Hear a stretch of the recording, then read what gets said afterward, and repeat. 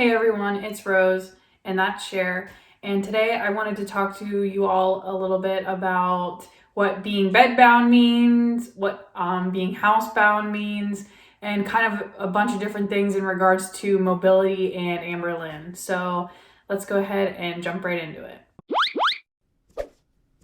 What? Alright, so I have made comments about Amberlynn being bedbound versus being homebound in past videos. But she posted a video a couple days ago at this point, I don't know, and talked about how she was in fact in 2018 going into 2019 what she considered bedbound. She had denied being bedbound prior to that because of what 600 Pound Life kind of depicts as being bedbound. And then she talks about what she was doing, what kind of mobility she was actually able to perform, what kind of functional tasks she was able to perform, but yet was still considering herself bedbound. Now, let's talk about my credentials first before I really hop into this video. I'm a doctor of physical therapy. I've been a therapist for about 5 years now. 4 out of the 5 years I've been in the acute care setting, which means a hospital setting, giving physical therapy to patients that have been admitted into the hospital. Now, why is it important for an acute care physical therapist to be able to determine if somebody is housebound, bedbound, etc.? The way that that insurance works and the American healthcare system works is that I have to be able to prove that I'm going in and performing something that is skillable, meaning that I am using the skills that I learned over 6 years of schooling, and I'm going in and actually applying those skills in a treatment session with a patient. So if somebody is bedbound at baseline, meaning that's their normal, to me, that means that somebody is not capable of getting themselves in and out of bed. Potentially, maybe they're able to help somebody roll them side to side, but a lot of times they're incapable of most mobility tasks, getting themselves sitting on the edge of the bed, standing, getting to a chair. So being bedbound, if I had to paint a picture for you all, would be somebody that more than likely uses a bedpan to be able to go to the bathroom, which means they go to the bathroom in the bed. They roll side to side to get a bedpan underneath them, and that's how they are able to go to the bathroom. A lot of times people that are bedbound can't perform pericare, which means they aren't able to wipe themselves or clean themselves after they've used the bathroom. A lot of times they aren't able to perform bathing and dressing, especially on the lower part of the body. And if I'm really truly considering somebody bedbound, they are not able to get from the bed to like a chair or a wheelchair without the use of a mechanical lift. A lot of times the lift that is most often used is a Hoyer lift. I use those a lot currently at the job that I'm at because we have a lot of lower level functioning people. So if somebody is bedbound, they, without a major amount of assistance from one person, usually 2 people, or mechanical machines, lifts to get them out of bed to the chair, they are not capable of getting out of bed, period, on their own, period. Amberlynn states in her video that she was able to get herself into the shower, bathe herself, walk to the kitchen, get food out of the fridge, potentially walk to the car if she fit in it to go places. So a bedbound person isn't doing that. Also, a lot of times if I'm going in and I'm trying to evaluate somebody to determine if I can provide them physical therapy, someone who is bedbound or has been bedbound has usually, most of the time, a neurological condition that's ended them up to being bedbound. This is something like someone that had a very severe stroke and wasn't able to regain the function of whichever side of the body that was lost.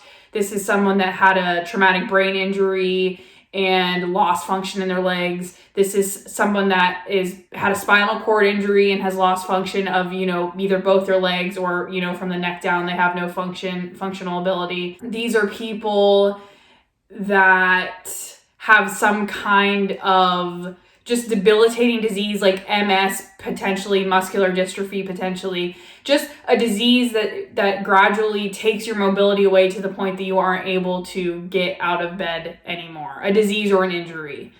I won't pick someone up if they're bedbound, if they have a disease like that, because I can't magically fix your brain, unfortunately. I unfortunately don't have that capability. So I can't really go in, like if you've completely lost function in your legs, there's really nothing that I can do to, make that function come back if it's like a connection missing between the brain and the muscles in your legs. Somebody in Amberlynn Reid's state, had she actually been bedbound, there's a potential to regain back that function because there's nothing wrong with her muscles necessarily that's causing her to not be able to move herself in bed, move herself getting out of bed, standing, all of that jazz. So usually somebody like Amberlynn Reid would be able to get physical therapy and be able to regain that function. But what I will say is that Amberlynn Reid was not bedbound, at least not in my opinion. Someone can come at me and tell me different, but you won't convince me differently if she was up getting into the shower and bathing herself and all of that, or if she's being truthful about all of that anyway. Let's talk about being housebound. Physical therapists have to determine if someone potentially could be housebound if they want to receive home health physical therapy, home health nursing.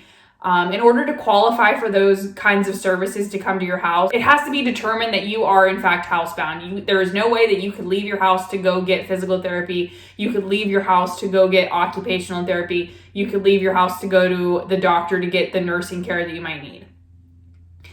Housebound, the way that I look at it is it's going to take a heck of a lot of work for you to get out of that house and get somewhere. So yeah, Amberlynn Reid back in 2018, back in 2019, possibly now, depending on what she's showing us and what she's not showing us, would have a heck of a time getting in and out of a car and walking into walking across a parking lot to a doctor's office or whatever. But a bedbound person cannot get themselves to the shower. A housebound person can function around their house, get around their house. It may be difficult for them, but they can in fact do it, where a bedbound person, it's not in the cards for them. I made a video a while ago at this point talking about different assistive devices, different adaptive equipment that Amberlynn could use to make the way that she functions in her house, in her world, a little bit easier. She talked about how hard it was for her to get a shower because it hurt to stand, it hurt, she couldn't breathe, yada yada. What I would have said is, here's a shower chair, you can sit and shower. It would have been a lot easier for her if she would, take advice that people have given her, do some research, or like get in contact with a therapist or a doctor and be like, how can I make these tasks easier for me because I don't want my girlfriend to have to take care of me. There were things that she could have done that would have made her mobility and function a little bit easier. Getting a shower chair, for example, that was like the major thing that she talked about in her video. So